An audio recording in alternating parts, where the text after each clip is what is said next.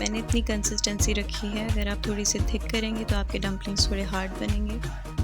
यहाँ पर योगर्ट में I am going to add green chutney and I have uploaded the video before.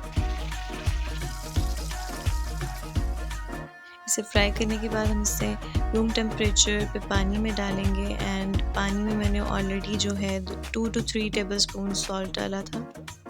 So we are going to soak these dumplings into water for 5 minutes so that it will absorb water. Now I'm going to eliminate water by just pressing these dumplings lightly, not with hard hands.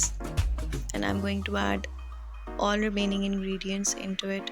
और इसमें जो हम दही use करेंगे वो मैंने thin use किया है, क्योंकि अगर हम इसमें थिक दही यूज़ करेंगे तो ये अच्छे नहीं बनेंगे, क्योंकि डम्पलिंग्स जो है वो दही को एब्जॉर्ब करते हैं। अगर वो थिन होगी तो ये ज़्यादा अच्छी कंसिस्टेंसी देंगे। तो ये कंसिस्टेंसी आपकी दही की होनी चाहिए।